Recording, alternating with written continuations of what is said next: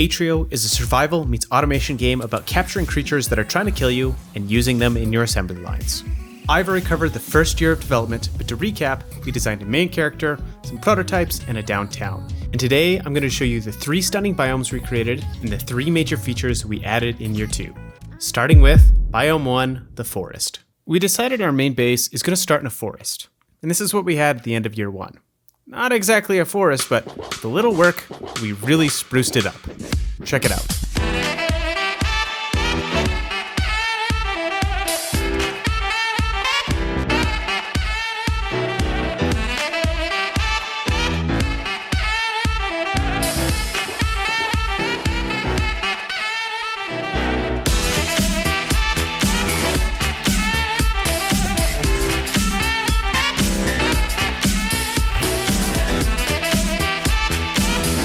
But wait, something's missing. Something really important.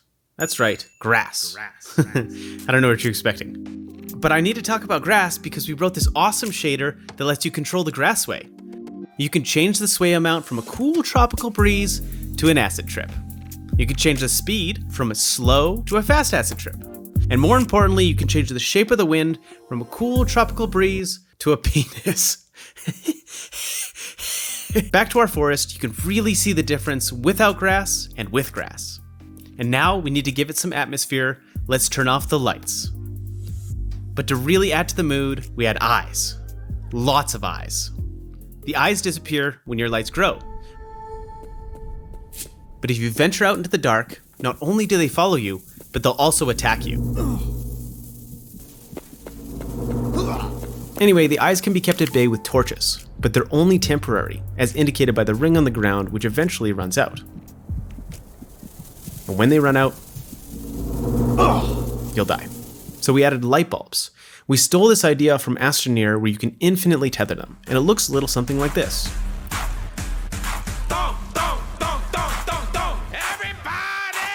So here it is, our starting forest, and you can see just how much it's changed over the last year. The next thing we did this year, and my personal favorite, was add the blood lake. We needed something to contrast the park and went for something blood red. There's a lot of gorgeous detail that went into this, and all of the paths look underwater. But the real magic happens when the player runs across the water. Look at those ripples. They just, I don't know.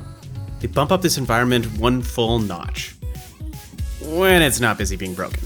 We'll fix it in year 3. At this point, our Steam page store goes up. And it turns out that Steam won't surface your game on the up-and-coming list if you don't get 10,000 wishlists. We are at 5.3k, so go wishlist the game. And if you're still unconvinced, I've created a brand new ad just for this vlog to show off our second explorable biome, the downtown area.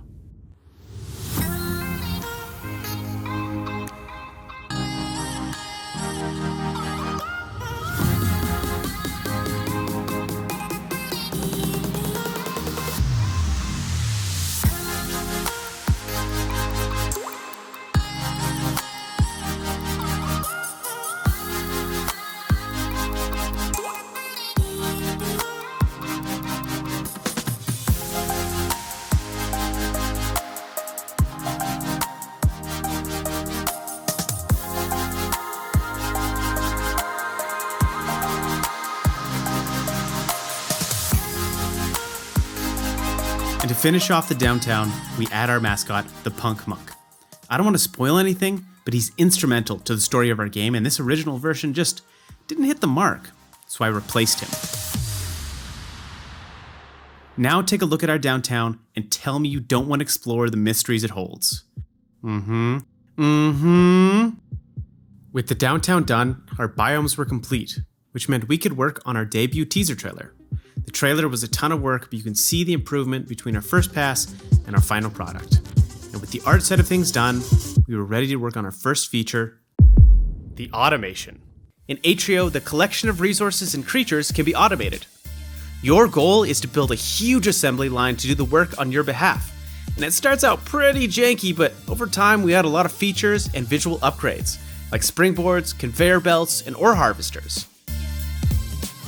Look at them go. Look at them go. Uh-oh. Oh no. So here we are in year 2, and it's time to work on the placement animation. And all we need to do is add the 5 steps to make your video game feel awesome. 1. Update the visuals. 2. Give it some speed. 3. Add some particles. 4. Chain them together. And 5. Go nuts. Awesome. All right, let's try that again.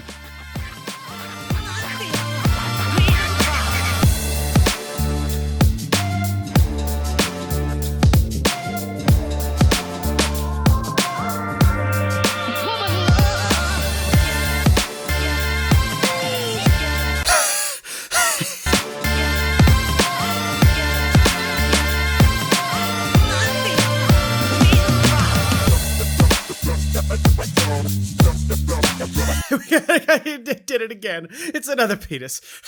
We also added light detection, so the automation system automatically powers on when there's light. So you're going to have to manage your light while you build. Now, the main hook of the game is that you can capture creatures and add them to your assembly line. And at the end of year 1, they were not even close. Sir, are you okay, sir? What? So we introduce our first creature, the Pushback. Half machine, half organic, with a piston on its head that pushes back.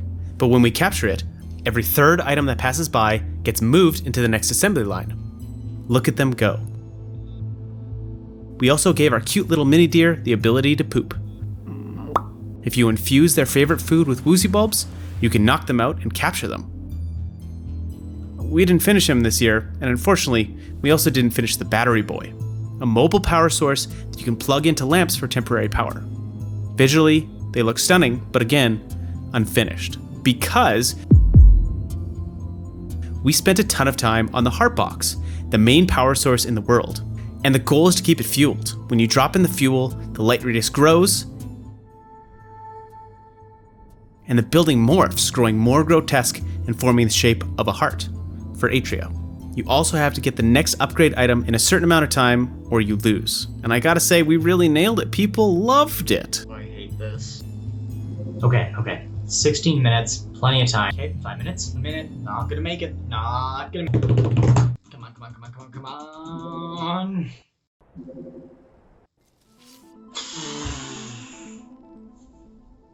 I did it. Oh, I did it. We also have an amazing soundtrack for the game, including the song playing right now.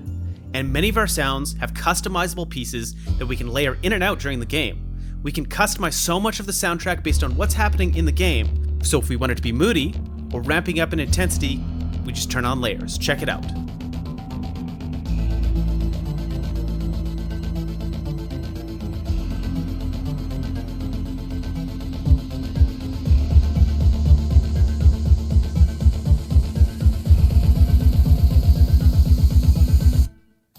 Oh, you just wanted to hear the bass drop? Well, you'll have to wishlist the game to hear the rest of the song. Nah, I'm just playing. I ain't that much of a dick. Alright, here we go.